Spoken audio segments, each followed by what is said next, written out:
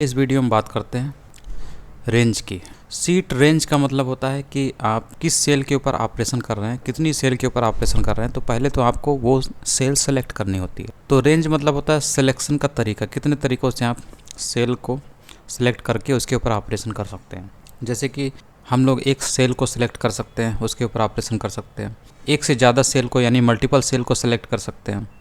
Multiple cell को select करने के लिए आपको क्या काम करना होता है, पहले उस सेल को सिलेक्ट करना होता है, फिर उसके दूसरे कोने पे जो सेल है उसको सिलेक्ट करना होता है। मान लीजिए यहाँ से लेकर यहाँ तक की आप सेल को सिलेक्ट करना चाहते हैं, यहाँ से लेकर यहाँ तक की, तो आप इसको सिलेक्ट करिए। फिर उसके बाद यहाँ पर आ जाइए और शिफ्ट को प्रेस एंड होल्ड रखते हुए आप इसको क्लिक कर दीजिए। तो इतनी सेल जो है आपकी सिलेक्ट हो गई। अब इसके अंदर जो डेटा है इसके ऊपर आप ऑपरेशन कर सकते हैं।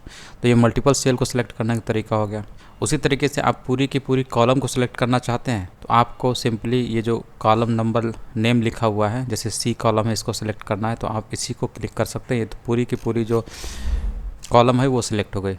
उसी तरीके से रो को सिलेक्ट करना चाहते हैं, मान लीजिए 6 नंबर की रो है, इसको आप सिलेक्ट करना चाहते हैं तो 6 नंबर की रो पे आप क्लिक कर दीजिए तो ये पूरी की पूरी रो सिलेक्ट हो गई। तो इस तरीके से आप नंबर ऑफ़ सेल को सिलेक्ट कर सकते हैं, यानी कि एक सेल की रेंज आप दे सकते हैं ताकि आप उसके ऊपर ऑपरेशन कर सकें।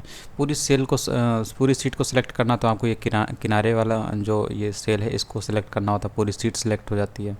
ठीक है, ये किनारे वाला जो है तो इस तरीके से होता है। और सेल के बारे में आपको पता होगा, ये जो हम लोग इस पर क्लिक करते हैं तो आप देखिए यहाँ पे नंबर चेंज हो रहा होगा। ठीक है, ये सेल बताता है।